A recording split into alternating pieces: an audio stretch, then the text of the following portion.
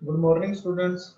My name is Manjot Singh, and today I am going to teach you about the PLC instructions, such as timer instructions and counter instructions. In the last lecture, we already discussed basic instruction set of PLC. So let's start. In the last lecture, हमने पढ़ा था ladder diagram होती क्या है, उसमें कौन कौन से कंपोनेंट्स होते हैं। लैडर डायग्राम एक ग्राफिकल लैंग्वेज है जिसको जब बनाते हैं तो उसमें दो वर्टिकल लाइंस होती हैं और बहुत सारी हॉरिजॉन्टल लाइंस बनती हैं। तो जो वर्टिकल लाइंस है वो हमारी पावर को शो करती है, वोल्टेज करंट को शो करती है, जो लेफ्ट टू राइट फ्लो करता था। ओके। और जो बीच में हॉरिजॉन्टल लाइंस थी वो उसको बोलते हैं हम रंग। ओके। तो इस तरीके से ये एक लैडर की तरह दिखता था। तो इसका नाम है लैडर डायग्राम। इसके बहुत से और भी नाम है। लैडर डायग्राम जो है, जो इसका ऑफिशियल नेम है according to the standard IEC 61131। इसके अलावा और भी बहुत से नामों से ये जाना जाता है, जैसे ladder logic diagram, ladder drawing, ladder control, ladder circuit, ladder logic diagram and logic diagram. और ये क्यों यूज करते हैं हम, इसका यूज क्यों करते हैं, क्योंकि हमारा जो रिले लॉजिक है इसमें अच्छी तरह से हम उसको बना सकते हैं, कॉपी कर सकते हैं। और हमें इसमें ग्राफिकल लैंग्वेज होने की वजह से ये भी पता चलता है कि कौन सा काम का क्या हो रहा है, क्या उसकी आउटपुट आ रही है, क्या फॉल्ट है, वो भी सारा कुछ इसमें पता चल जाता है। और लैडर डायग्राम को हम बनाते कैसे हैं? लैडर डायग्राम को बनाने के लिए हमारे पास दो लाइंस होती हैं, जो वर्टिकल लाइन जिनको रेल्स बोलते हैं। उनके बीच में हम जो है रंग लगाते हैं, जिसके ऊपर हमारा लॉजिक जो है वो इम्प्लीमेंट होता है। तो जो हमारी पावर सप्लाई है वो वर्टिकल लाइंस प्रोवाइड करती हैं, और जो हमारा रंग है वो लॉजिक और हमारा प्रोसेस बताता है कि क्या उसमें करना है हमें। उसी के ऊपर हमारे सारे इनपुट एंड आउटपुट हम यूज करते हैं। तो इसके जब लैडर डायग्राम बनाते हैं तो इसके कुछ मेन पार्ट्स हैं, जैसे रेल्स। जो वर्टिकल लाइंस है उनको बोला गया है रंग। जो हॉरिजॉन्टल लाइंस है, इनपुट्स, जो सिंबल हम इनपुट के लिए यूज करते हैं, आउटपुट के लिए जो सिंबल यूज करते हैं, वो सारे रंग के ऊपर लगते हैं। इसके अलावा लॉजिक जो हमने इम्प्लीमेंट करना है, और सिंबल्स के साथ हम एड्रेसिंग कर सकते हैं, हमें उसको डिफाइन कर सकते हैं कि कौन सा सिंबल किस काम के लिए है। देन कमेंट्स, जो कमेंट हमें बताता है कि इसका काम क्या है, ये समरी है जहां आप उसको देख सकते हो कि ये कैसे काम कर रहा है। Okay. So this is the example of ladder logic. These two lines, these vertical straight lines indicate rails, and power is flowing from left to right. Okay. And this is the rung. These are the input symbols and this is the output symbol. These whole rung indicates that AND operation. So हमारे पास एक logic expression है AND का जो ये बता रहा है। इसी तरीके से हमारे पास दो और भी क्वेश्चन और भी चीजें हैं, जैसे अगर टैग नेम एड्रेस तो इंडिकेट करेगा कौन सा स्विच किस काम के लिए हमने लगाया, कौन सी आउटपुट का क्या आउटपुट आएगा, कहाँ पे आएगा। तो इस तरीके से अगर हमारे पास कॉम्प्लेक्स प्रोग्राम है तो हम इजीली जो है वो पता लगा सकते हैं कि कौन सी मशीन कब आउटपुट देगी और कहाँ पे उसका कौन सी मशीन का आउटपुट किस स्विच के साथ आएगा। तो ये सारी चीजें हम जो एड्रेसिंग है या कमेंट्स है उसके थ्रू जान सकते हैं। तो हम रीड लेटर लॉजिक को डिफाइन कैसे करते हैं? 0 और 1 की फॉर्म में डिफाइन करते हैं, क्योंकि माइक्रो प्रोसेसर जो प्रोसेसर पीएलसी का वो बाइनरी लैंग्वेज को समझता है। लेकिन हमारे लिए वो 0 1 का क्या मतलब है? 0 1 का मतलब है कि वो स्टेटस उसका क्या है डिवाइस का। 1 का अगर तो 1 है तो इट मींस वो ट्रू है, वो स्विच ऑन है, वोल्टेज हाई है या यस है। तो इनमें से हम किसी को भी बताने के लिए हम जो 1 को इंडिकेट करेंगे। तो अगर 0 है तो 0 का मतलब है फॉल्स है उसका स्टेटस, जब वो ऑफ है, लो है, लो। तो इस तरीके से नेगेटिव वैल्यू को शो करने के लिए हमारे पास 0 है। सो हमने लास्ट लेक्चर में एक और चीज पढ़ी थी, बेसिक इंस्ट्रक्शन सेट, जिसमें कौन कौन सी इंस्ट्रक्शन होती है। XIC examine if closed, XIO, examine if open, OTE, output energize, OTL, OTU, output latch, output unlatch, and OSR one shot rising. तो एक बार देख लेते हैं इसमें क्या था। XIC ये कैपेसिटर टाइप सिंबल है इसका, और इसका दूसरा नाम नॉर्मली ओपन था। तो ये जब 0 होती है तो कोई भी करंट फ्लो नहीं करता, तो जब ये 1 होती है तो ये ट्रू होती है और करंट तब फ्लो करता है इसके थ्रू और हमारी आउटपुट ऑन हो जाती है। और हम ये स्विच जो है एज ए इनपुट यूज करते हैं किसके लिए, पुश बटन के लिए, selector switches, limit switches, proximity and light के लिए, कि अगर हमने किसी इनपुट को लगाना है तो हम ये स्विच का यूज करते हैं। इसी तरीके से हमारे पास XIO है, एग्जामिन इफ ओपन, जिसका दूसरा नाम है नॉर्मली क्लोज। तो नॉर्मली क्लोज में ये स्विच क्या करता है, 0 पे ये हमें आउटपुट देता है और 1 पे हमें ये जो है वो सर्किट को ब्रेक करता है। सो 0 में ये जब 0 इसका स्टेटस होता है तो it indicates true, for 1 it will be false. और ये भी हमारे पास ये स्विचेस और इनपुट्स के लिए हम इसका यूज करते हैं। और ये complement, actually it's a complement of XIC। Then we have a output symbol जो उसका नाम है OTE, आउटपुट एनर्जाइज। ये कॉइल टाइप, इसको इसका दूसरा नाम कॉइल है। ओके, ये दो ब्रैकेट्स इंडिकेट कर रही है यहाँ पे कि ये सिंबल को, आउटपुट सिंबल को आप किसी भी मोटर मशीन के लिए जहां पे आपने आउटपुट लेनी उसके लिए लगा सकते हो। लैंप, लाइट, LED जो भी है वो सारा आप एक स्विच इसी सिंबल के थ्रू इनको इंडिकेट कर सकते हैं। So when this will be 0 it is of, जब इसका स्टेटस 1 होता है तो ये ट्रू हो जाता है रन के लिए। Then we have output latch, unlatch. ये आउटपुट अनलैच और लैच ऐसी इंस्ट्रक्शन है जैसे पुश बटन का हम यूज करते हैं। तो हमारे पास दो पुश बटन है, ग्रीन और रेड।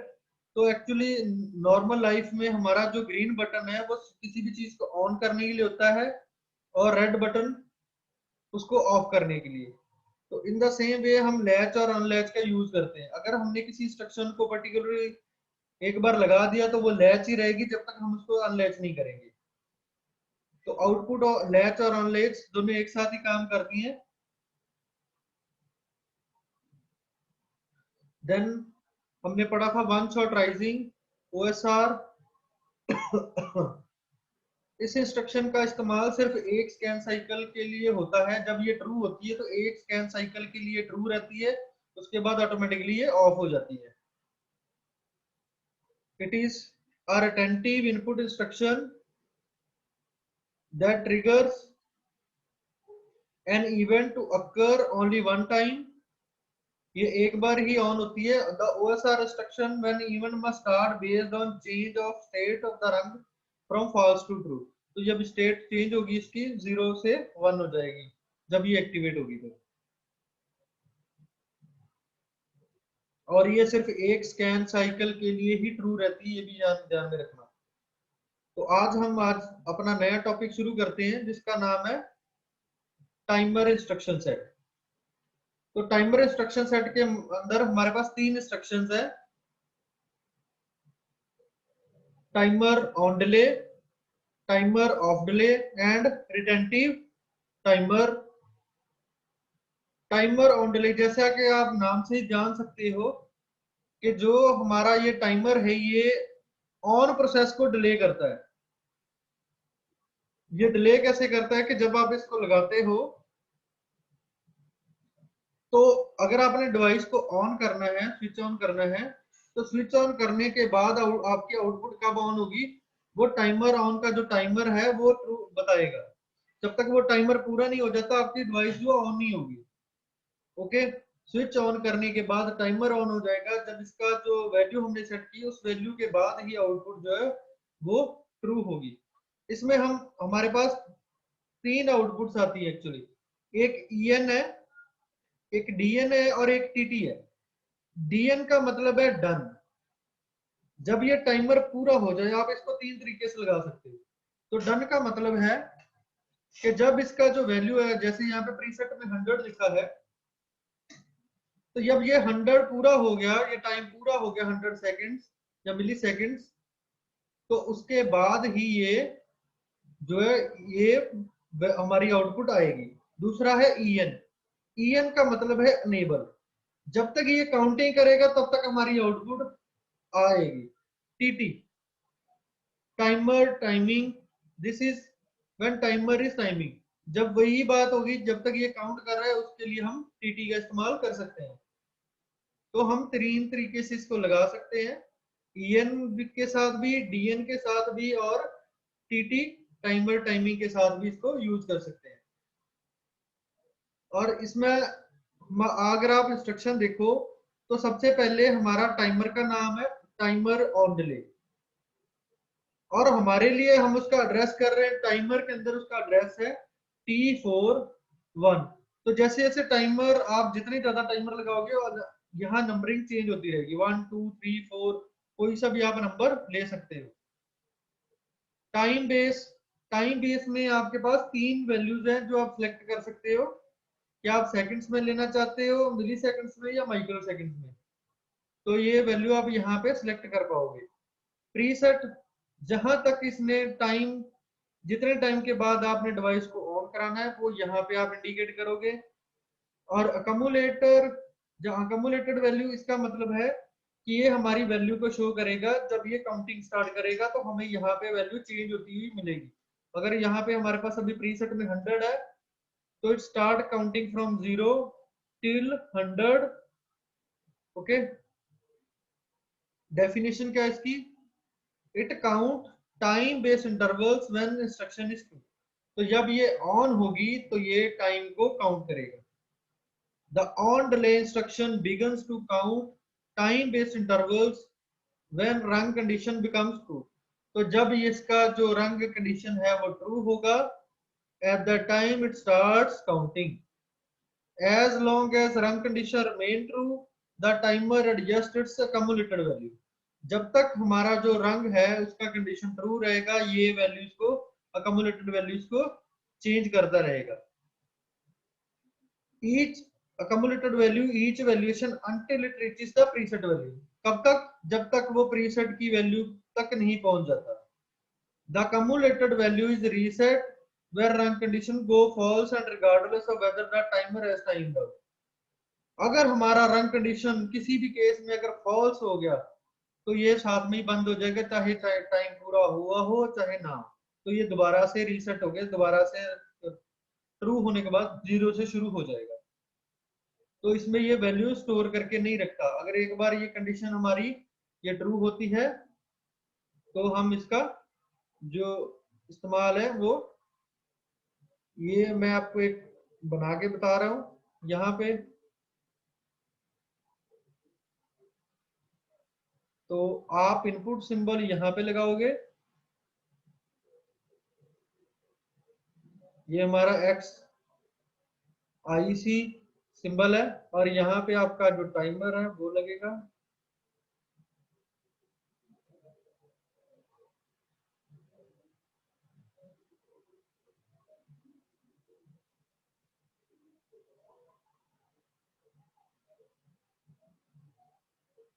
तो T1 मेरे पास टाइमर है, ये मेरे पास इनपुट है, और टाइमर का एड्रेस यहाँ पे मेंशन है हमारे पास। ये सेम टाइमर हम अगर यहाँ पे यूज करेंगे तो हमें एक और इंस्ट्रक्शन लगानी होगी आउटपुट को ट्रिगर करने के लिए, कि हम कौन सी आउटपुट के साथ जो हमारी आउटपुट लेना चाहते हैं। टाइमर की तीन तरीके से हम आउटपुट ले सकते हैं ना, EN के साथ भी, DN के साथ भी, और TT के साथ भी। तो आपने डिसाइड करना है कि कौन सी आउटपुट के साथ ये आउटपुट आपकी ग्लो करनी चाहिए, या लाइट जो आपकी वो ऑन होनी चाहिए। तो मान लो कि ये मैंने बल्ब ही ऑन कराना है, जब ये मेरा स्विच जो इनपुट है जब ये ऑन होगा, जब ये ऑन होगा तो हमारा जो टाइमर है वो स्टार्ट कर देगा काउंटिंग को। लेकिन लाइट कब ऑन होगी वो हमारे इन आउटपुट्स के ऊपर डिपेंड करता है। तो आप इसका कैसे एड्रेस लिखते हो, आप लिखोगे T4:1 और इसके साथ स्लैश डाल के आप जो भी आउटपुट लेना चाहते हैं, चाहे ईएन हो, डीएन हो, और चाहे टीटी हो। तो यहाँ पे डीएन का मतलब है कि जब ये पूरा काउंट कर लेगा उसके बाद ही हमारी आउटपुट आनी चाहिए। तो दिस वे हमारी जो लाइट है वो ऑन हो जाएगी। जब ये टाइमर पूरा हो जाएगा तो this switch will activate and उसी के साथ में हमारी जो लाइट है वो भी ऑन हो जाएगी। तो ये था आपका टाइमर ऑन डिले। अब आगे बढ़ते हैं। इसके बाद हम करने वाले हैं टाइमर ऑफ डिले। ये हमारे पास है टाइमर ऑफ डिले। तो टाइमर ऑफ डिले में हमारे पास क्या है, सेम सिंबल है इसका TON जैसा ही। अब इसमें जो हमारी वैल्यू है वो भी हम चेंज कर सकते हैं, प्रीसेट सब कुछ सेम है। बस इसका काम क्या है कि जब हम स्विच ऑफ कर देंगे तो उसके बाद ये स्टार्ट होगा। तो टाइमर ऑन डिले क्या प्रोवाइड करता है, जब हम उसको ऑन करते हैं तो तब टाइमर स्टार्ट होता था। इस केस में अगर आपका स्विच पहले से ऑन है, जो आपने ऑन किया अभी, तो उसको ऑफ करने के बाद ये स्टार्ट होगा। तो इस चीज का याद रखना कि टाइमर ऑफ डिले कब ऑन होगा, जब हमारा जो स्विच है वो पहले ट्रू है, अगर ट्रू से फॉल्स होगा तो उस केस में ये टाइमर हमारा जो है टाइमिंग को काउंट करना शुरू करेगा। तब तक हमारी आउटपुट आती रहेगी जब तक ये टाइमर का टाइम पूरा नहीं हो जाता, अगर हमने डीएन जो आउटपुट है वो लगाई है। तो सेम इसका भी वही प्रोसेस है, और सेम इसका जो है हमारे पास आउटपुट से तीन ही आउटपुट इसमें है। EN एनेबल है, ये इंडिकेट करता है एनेबल जब ये काउंटिंग कर रहा है। डन, जब काउंटिंग पूरी हो जाएगी तो यहाँ पे आउटपुट आएगी आपकी। और TT, अगर आप इनेबल के टाइम पे आउटपुट लेना चाहते हो कि जब तक ये काउंट पूरा कर रहा है तब तक आपकी आउटपुट ऑफ रहे, उसके बाद जो ऑन जा ऑफ हो जाए। तो इस तरीके से आप इसको एडजस्ट कर सकते हो। तो एक बार डेफिनेशन देख लेते हैं। It count time based intervals when the instruction is false. तो जब हमारी इंस्ट्रक्शन जो फॉल्स हो जाएगी, in that case it will start counting. Timer of delay instruction begins to count time based interval when the rung makes a true to false transition। तो हमारा जो timer है वो काउंट करना शुरू हो जाएगा जब रंग कंडीशन ट्रू से फॉल्स हो जाएगी। तो जैसा मैंने आपको बताया कि जब हमारा स्विच जो इसका इनपुट स्विच है वो ऑफ हो जाएगा, at the time this timer will start counting. As long as run condition remains false, the timer increments its accumulated value। जब तक ये हमारे पास इसका रन कंडीशन जो फॉल्स रहेगा तब तक ये जो accumulated वैल्यू उसको चेंज करता रहेगा, इंक्रीमेंट करता रहेगा। accumulator each scan until it reaches the preset value। तक कब तक, जब तक वो preset वैल्यू तक नहीं पहुंच जाता। जहां पे हमारे पास 150 preset वैल्यू है तो ये 150 सेकंड्स के लिए हमारे पास जो है उसका डिले प्रोवाइड करेगा। The accumulated value is reset when run condition go true। अगर हमारी किसी इसी टाइम के बीच में अगर कंडीशन दोबारा से हमने स्विच ऑन कर दिया तो ये रीसेट हो जाएगा और ये बंद हो जाएगा, काउंटिंग नहीं करेगा। जब ये हमारा स्विच दोबारा से ऑफ होगा तो इस केस में हम इसका ये काउंटिंग शुरू कर लेंगे और हमारी आउटपुट आने लगेगी। एक्चुअली इसका काम है आउटपुट को ऑफ करना। तो नॉर्मल केसेस में स्विच ऑन करने पे आपकी लाइट ऑन होती है।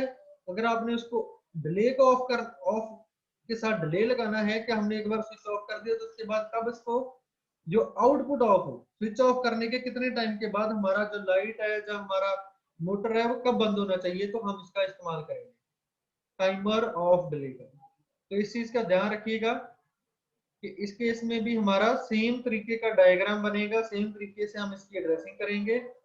So this is the rail, power rails. This is the input switch. Here we have a timer. So अब देखो ये हमारा जो स्विच है वो ऑन है। अगर ये स्विच ऑन होता है तो ये हमारा जो TUF है ये अभी रीसेट रहेगा, जीरो पे रहेगा, कोई टाइमिंग स्टार्ट नहीं करेगा। तो जैसे ये फॉल्स हो गया, ऑफ हो गया, तो ये काउंटिंग स्टार्ट कर देगा। कब तक काउंट करेगा? जब तक हमारी जो प्रीसेट वैल्यू वो कम्युलेटर काउंट नहीं कर देता। तो यहाँ पे आप अगेन एक सिंबल लगाओगे और यहाँ पे आपकी आउटपुट ऑन रहेगी। कब तक ऑन रहेगी? जब तक ये टाइमर पूरा नहीं होता। तो अगर आपने डीएन यहाँ पे लगाया है तो एड्रेसिंग इसकी सेम है, डीएन। डीएन का मतलब है डन। जब इसका काउंटिंग डन हो गया उसके बाद हमारी लाइट ऑफ हो जाएगी। तो ये T4 आ जाएगा यहाँ पे, कॉलन 1। तो इस तरीके से आपका जो है ये टाइमर ऑफ डिले काम करता है। ये हमारा इनपुट स्विच था। तो जब ये ऑन से ऑफ होगा तो ये हमारा TOF स्टार्ट कर देगा काउंटिंग को, और 0 से लेकर ये मैक्सिमम वैल्यू 150 तक जाएगा। ये चीज का ध्यान रखना कि it counts upwards 0 to 150 and it does not retain any value. अगर ये हमारा ये फॉल्स रहेगा तो ये स्टार्ट कर देगा, ट्रू से फॉल्स होने पे ये स्टार्ट करेगा। अगर ये ट्रू रहेगा रंग हमारा तो ये काउंट नहीं करेगा।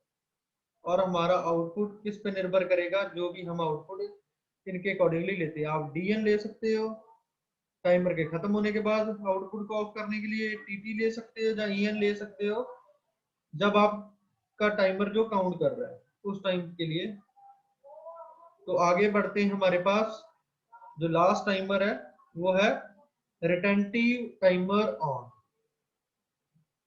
तो रिटेंटिव टाइमर का क्या काम है? देखो ये दोनों टाइमर से थोड़ा हटके है। रिटेंटिव टाइमर वैल्यूज को रिटेन करता है, as name indicates it retain values। तो एक बार डेफिनेशन देख लेते हैं इसकी। it counts time based intervals when the instruction is true। जब ये ट्रू होगा तो ये वैल्यूज का टाइम इंटरवल जो है उसको रिटेन करके रखेगा and retains the accumulated value when the instruction goes false। अब यहाँ पे एक चीज चेंज है। तो उसमें क्या था, हमारा रन कंडीशन जब तक ट्रू है तब तक तो टाइमर टाइम कर ही रहा था, टाइम को काउंट कर रहा था। लेकिन जैसे ही वो फॉल्स होता था उस केस में क्या था कि ये रीसेट हो जाता था, वैल्यू हमारी 0 पे चली जाती कम्युलेटर की। लेकिन इस केस में क्या होगा, ये वैल्यूज को रिटेन करके रखेगा। ओके। और व्हेन पावर साइकिल अकर्स, अगर पावर फेलियर भी होता है तो उस केस में भी ये कम्युलेटर जो हमारा वैल्यूज को स्टोर करके रखता है कि कहां तक इसने जो काउंटिंग की थी। The retentive instruction is retentive instruction that begins to count time based intervals when run condition become true। तो जब इसका स्विच जो ऑन होगा तो ये रिटेंटिव टाइमर हमारा शुरू हो जाएगा। Retentive timer instruction retains its accumulated when any of the following occurs। तो कब तक ये कब ये हमारे पास जो कम्युलेटर है, जो रिटेंटिव टाइमर है, ये वैल्यूज को स्टोर करके रखता है। रन कंडीशन बिकम्स फॉल्स, अगर ये स्विच हमारा ऑन से ऑफ हो जाए तब भी हमारी वैल्यू ये स्टोर करके रखेगा। चेंजिंग प्रोसेसर मोड, अगर हम प्रोसेसर इसको बंद करते, प्रोसेसर को बंद करते हैं तब भी प्रोग्राम मोड चेंज करना हो, टेस्ट करना हो, सभी केसेस में ये कम्युलेटर जो वैल्यू वो स्टोर करके रखता है। The processor losses power while battery backup still maintained and fault occurs. किसी कारण से अगर हमारा बैटरी बैकअप है लेकिन हमारा जो फॉल्ट आ गया तो उस केस में भी ये वैल्यूज को स्टोर करके रखता है। तो इसको रीसेट कैसे करते हैं? To reset the accumulated value in RTO you must use reset. अब देखो वो तो ऑटोमेटिकली रीसेट हो रहे थे दोनों, इस केस में क्या हमें रीसेट इंस्ट्रक्शन का इस्तेमाल करना पड़ता है और सेम एड्रेस देना है। अब देखो मैं बना के बताता हूँ आपको। So this is your rails and you are using switch. इसको आप जो है वो ऑन टाइमर ऑन डिले के लिए यूज कर सकते हो। ओके, जहां टाइम को रिटेन करने के लिए कि कब तक हमारा जो आउटपुट है वो ऑन होना चाहिए। तो ये आपका आरटीओ है। तो कब ये ऑन होगा? जब ये ऑन होगा, जब ये स्विच ऑन है, 1 है, इन दैट केस हमारे पास आरटीओ काउंटिंग शुरू कर देगा।